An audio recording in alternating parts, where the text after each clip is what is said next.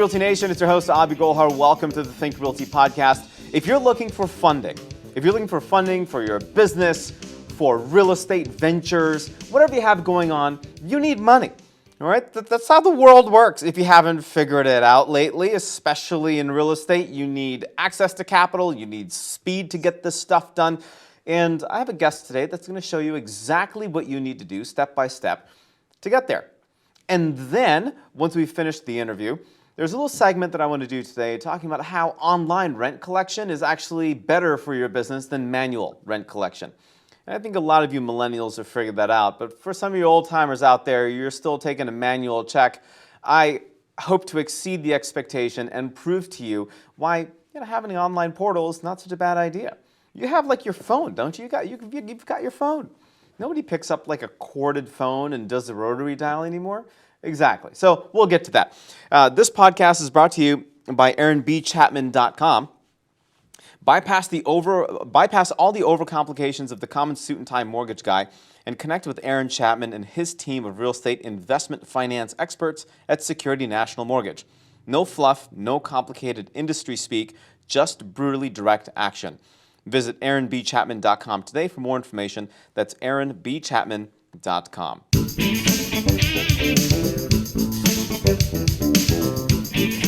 My guest today is Curtis Stohr. And first of all, Curtis, welcome to the show. Thank you. You got it. Thank you, Abhi. I'm getting more comfortable here because I love the topic of money. I love the topic of finance. And I think everybody watching this show should. We're real estate investors and we want to make sure we get the best rates and we get capital fast. Give us a little intro on who you are and what you do. Well, I'm a real estate investor just like everybody else that's borrowing money from us. And but I just found that I like numbers. I really like doing the numbers. I'm a spreadsheet kind of guy. So they give me a fancy title, call me a financier. I run the numbers. I look at it. And I've been trained by some of the top people in the industry. So our company, what we bring to the table is somebody who's doing what you're doing.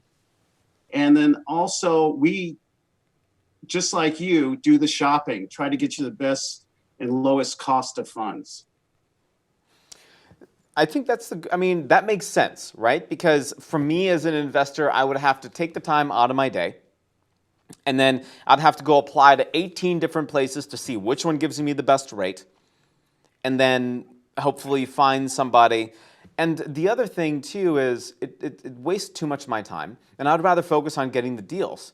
So what are some of the things that I need to pay attention to as a borrower to put me in the best position to get the best type of financing? Well, when you're a borrower, it's just like if you were out there buying a house for yourself, your own residence or anything like that. If you're looking for the best rates, you have to look at advertising, you have to look at different banks, but there's two types of brokers out there. There's a captive broker who works for a company, let's say like just for example, for Wells Fargo. And if I work for Wells Fargo, I can only provide you with Wells Fargo services. And then there's the independent brokers like ourselves is where we can connect ourselves with Wells Fargo, Chase, all the big banks, everybody out there. And so we can provide you with any of the loans that they have in their portfolio. So instead of you running around from bank to bank to bank to lender, trying to figure out who has the best deal for you, so to say, we do that. We know what's out there. We look at what's best and what fits your needs the most. So the name of your company is Buy More Fund. How is that different from other lenders? How is that different from others in the marketplace?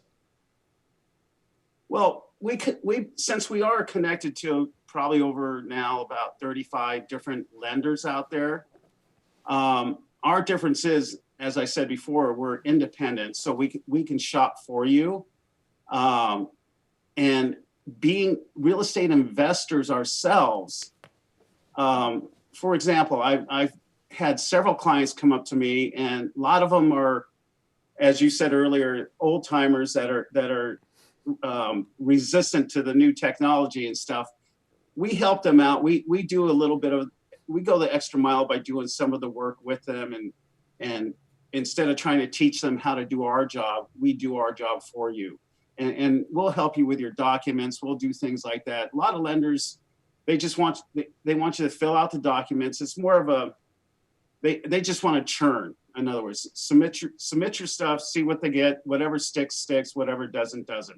But what I like to do is, my first step in working with a real estate investor is I will ask you for your real estate own, your situation, do an interview, and find out what your goals are, and look at what we can provide you to help take your business to the next level. I hear you on that. And a lot of investors too, they're wondering, well, geez, I'm about to go on this journey of getting capital. And sometimes that can be a very scary journey. What are maybe a few lessons that you've learned as an investor yourself? You've invested in residential, multifamily, et cetera. You have a very solid background in that. What are some lessons that you can share about financing that other investors can take away watching this podcast? Well, we all know it's getting money is a funny thing. I found out when I first got into real estate that I was lucky enough. I had my 401k and things like that. So I did have some cash in the bank, but getting started, the lenders are always looking for experience. It's like, how do I get experience if I can't get the money? Well, I like everybody else, had to find partners to help me do the things that I wasn't as good at. And that's the tough part. You're always, when you look for partners, it's just like real life. Sometimes you get a good partner, sometimes you get a bad partner. And that's a tough thing. You really need to, like they always say in the industry, surround yourself with like-minded people. But you also have to make sure that these people are in line with your beliefs and what your goals are. Otherwise, you could be wasting a lot of your time. That's one of my biggest lessons, is finding the right people to work with. How do you qualify the lenders that you work with? And how should a first-time investor qualify a lender if we don't know any better? Well, that's the thing with us. Working with Buy More, you don't have to worry so much about the lender, but lenders always have what's called lending guidelines. And lending guidelines basically spells out what they're willing to do and what they're not doing. So most lenders who are larger lenders usually have their own website, so you can go to their website and actually see what their guidelines are. We don't post our guidelines because they're too vast, because we have 35 lenders with 35 different guidelines. We could have a portfolio lender which will lend on, it's called a blanket mortgage across many doors of real estate. And even each one of those portfolio lenders will have different criteria. So it's tough to find the exact right lender for you. If you're working with one lender, you could be doing yourself a disservice. I mean, it's tough. That's our business. That's what we do. We evaluate what each lender provides, what kind of service they provide. It's tough though. You have to kiss a lot of frogs to find the princess. I like that. You got to kiss a lot of frogs to find the princess. Unless you're the one frog the princess kisses, and then you turn out to be the prince, which I think most lenders are looking for, but it's kind of a weird reverse analogy. Anyway, when it comes to your pro real estate investors, yeah, I know I'm terrible with jokes. I'm working on it. You don't have to laugh at me. Stop laughing at me, Curtis. It's not funny. Even my producer's laughing at me. He's like, you can stop talking at any time. For pro investors, what do I need to do differently? Or do I just keep doing what I'm doing and work with the capital partners that I have? Well, that's the thing. You don't know what you don't know. That's one thing I've learned early in life, is you really don't know what you don't know. So it doesn't hurt to sit down with somebody with a different background like myself, because my background is pretty diverse. I have knowledge in asset protection, just a little bit about all those different things. So sure. I can listen to your situation and where you're at and your partners and how you want to build that business. let's say, because capital partners, obviously they're the money behind you, and they're putting in usually an equity position, taking a percentage of all your profits. When you can work your way out of that, not to be mean to your capital partners, but you get a bigger cut, because if you bring more to the table, eventually you don't need those capital partners to partner with. I really like that insight, right? Because the more that you bring to the table, the less you need others. It totally makes sense. And that's for some of the pro investors that are thinking, well, geez, should I take a look at some of my relationships? Heck yeah, revisit them, and then give Curtis a call. Curtis, what's the best way we can get in touch with you, have a conversation to see what else is out there, what other options we have as pro investors, and then of course as new investors? Right. Of course, I have a website. I have two websites. One is buymore.fund, and the other one is buymore.properties. I kind of like the one buymore.properties a little bit better, but they're just mere sites. On there, there's a form you could fill out to contact us. Obviously, we have a direct line. It's 602-777 FUND or 3863, and give us a call. If we don't answer, which a lot of the times I will pick up and have a quick call with you, set up a meeting, and send you an email, get the ball rolling, so to say, and get a look at your portfolio and what your goals are, and set up a meeting later on, talk about what those goals are and how we can help you obtain them. Awesome. Well, Curtis, thanks so much for joining me today. I appreciate the time and the insights. This was fun. Thank you. You got it. My pleasure. Of course. So buymore.fund, buymore.properties, get in touch with Curtis and his team so that you have the best possible financing options out there.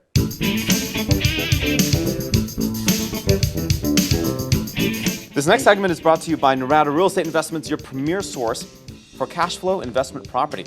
Visit www.turnkeyrealestateinvestments.com. So, the editorial staff at thinkrealty.com decided to write a blog about the 6 reasons why online rent collection should replace checks. Now, if you're kind of your old timer, you're like, I don't like this online internet fad thing that we have going on. First of all, the internet was called a fad in the 2000s. So get over yourself. Number 2, it's just going to streamline your life. You want to get time back, right? That's really important to everybody. Not just the old timers, but to everybody. So online rent collection makes a whole lot of sense. Number 1, simplicity. There's no ifs, ands, or buts, right? You pay it online. ACH transfers, it happens like this, and it's super simple. The types of technologies, and I've been really working in the technology space a lot over the last many years, the technologies that are available to you right now for online rent collection are incredible. They're so easy. And there's really little coding required, virtually no coding required, frankly. You can go buy a software off the shelf and it comes plugged right in. Number 2, on-time payments. Once they set up an auto pay schedule, it automatically bills them every single month. Number 3, they have various payment options. They can pay by card, ACH bank transfer, etc. So that offers you some additional flexibility, not just getting a cashier's check on the 3rd of every month. Number 4, you get real-time financial numbers. That's really important, right? We need our books up to date. So that's number 4. Increased security is number 5. You don't know if somebody's going to kite a check and you go to the bank and it bounces, right? You don't need that in your life, right? That gives you more gray hair than you already need or have. So increased security for that as well, really important. And then number 6, if you are running a property management company, it just gives you more solutions for that. And frankly, it streamlines your life, and if you haven't taken a look at some of these technologies, I highly encourage you to do so. So those are the 6 reasons. If you're a new investor, if you're a pro investor, if you're an old timer, online rent collection, it's a thing, it's not a fad. Go do it. That wraps up this podcast. If you have any questions, get in touch with us at thinkrealty.com. Huge shout out to today's sponsor, AaronBChapman.com. Bypass all of the overcomplications of the common suit and time mortgage guy and connect with Aaron Chapman and his team of real estate investment finance experts at Security National Mortgage. No fluff, no complicated industry speak, just brutally direct action. Visit AaronBChapman.com today for more information. That's AaronBChapman.com. Think Realty Nation, that's a wrap. Until next time, happy investing.